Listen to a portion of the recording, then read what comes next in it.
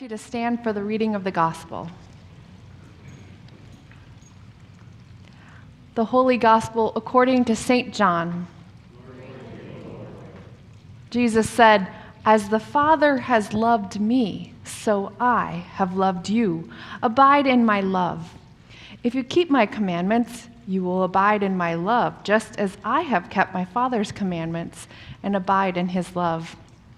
I have said these things to you so that my joy may be in you, and that your joy may be complete.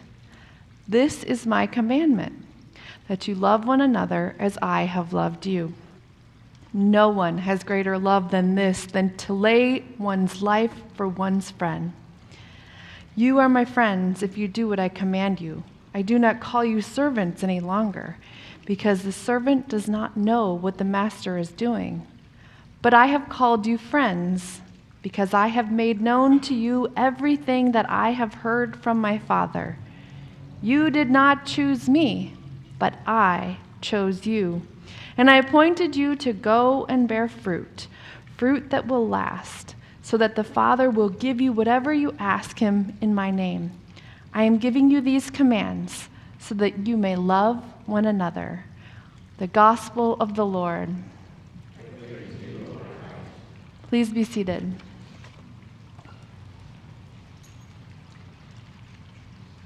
It's one of my favorite verses in the Bible. You did not choose me, but I chose you. I get butterflies in my stomach and goosebumps on my skin every time I read it. I kind of picture it like Jesus walking towards me to give me a big hug and pull me in to his most glorious love. And for a moment, I am reminded that my gifts must be worthy of his acceptance. My gifts must be worthy of being his disciple and proclaiming the gospel of Jesus Christ and sharing his love with others. And then after all that, I feel overwhelmed with humility, and I wonder, why me? It's kind of like that feeling when you receive the acceptance letter from the college that is really hard to get into, and you think, they chose me? Me?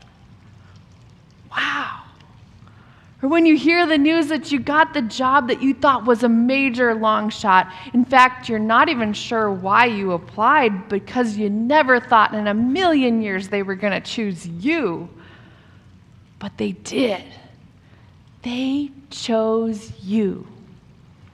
Or getting picked for a team, or receiving an invitation that made you feel really special, or getting a promotion, or having your artwork chosen to be part of a contest, or getting a note out of the blue from someone who loves you. It's a pretty amazing feeling when you hear that you were chosen. And I'm pretty sure the disciples experienced an unbelievable sense of amazement when Jesus said those words to them. For they were ordinary people, about as ordinary as you can get. But Jesus chose them to be his disciples. And he called out to them and he said, "Follow me." Now, I think most of us know this part of the story. These seemingly unworthy, ordinary disciples being called by Jesus. But what you may not know is that there is a little bit more to this story than the oddity of their seemingly unworthiness. For in fact, Jesus' profession of a teacher or a rabbi didn't usually work like this. You see, rabbis didn't usually go around soliciting young men to study under their care. They didn't go around lakes or fishermen and say, "Come follow me." No rabbi worth his salt would stoop to such a thing. A young man who aspired to be a rabbi would have to ask a rabbi to take him on as a student. The greater the rabbi, the more young men who would be seeking his assistance. And Jesus had become famous because of his teachings and his miracles. Crowds came from everywhere to hear him. and to let their little children see him. I'm sure there were dozens of young men, probably hundreds, who would have gladly put aside what they were doing so that they might study with Jesus. Some of those young men might have been really bright, highly accomplished. They could have done great things if Jesus had chosen them to be his disciples. But Jesus didn't do that.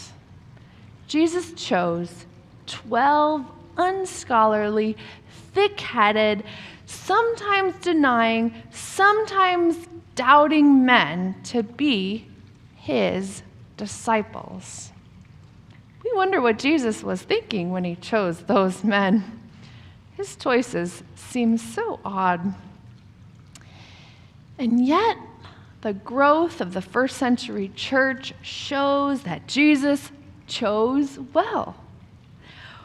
Or maybe that he empowered well. These disciples would do great things, and not because necessarily they were great, but because the one who empowered them was great. There's an important lesson here. God chooses whom God chooses. God empowers whom God empowers.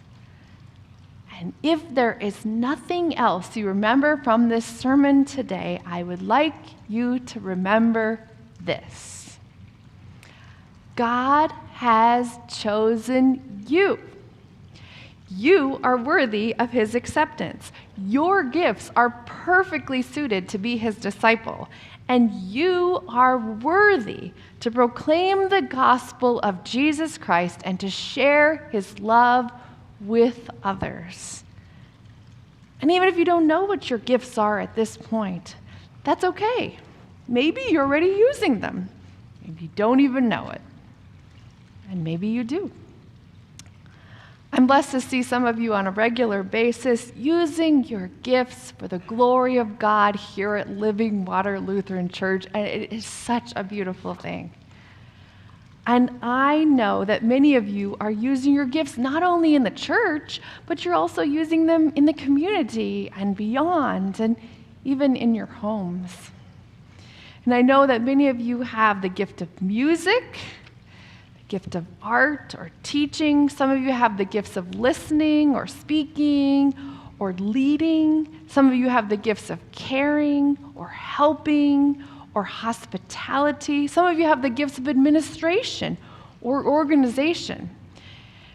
And for those of you who do know your gifts and you still feel unworthy, or you still feel like God made a bad choice, well, I have news for you. God specializes in getting his work done through ordinary people, unlikely people. And if you don't believe that, read through the stories in the Bible and you will see it time and time again. Because God chose people like Jacob, who was a cheater.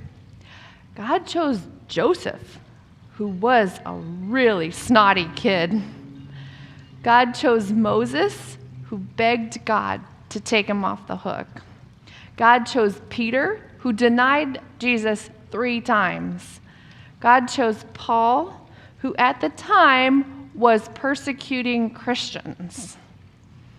The list goes on and on. So if you think you are an unlikely candidate for godly work, think again. God has a purpose for your life. God has important work for you to do. And I invite you to pray about it. And while you're asking God to show you your gifts and to guide you in what you are called to do, meditate on this. This is my commandment, that you love one another as I have loved you. This is my commandment, that you love one another as I have loved you. Now, what this will look like in your life will be unique, one of a kind, because you are special and God created you just the way that God wanted you to be. So go and bear fruit, fruit that will last. For Jesus said, "You did not choose me, but I chose you." Amen.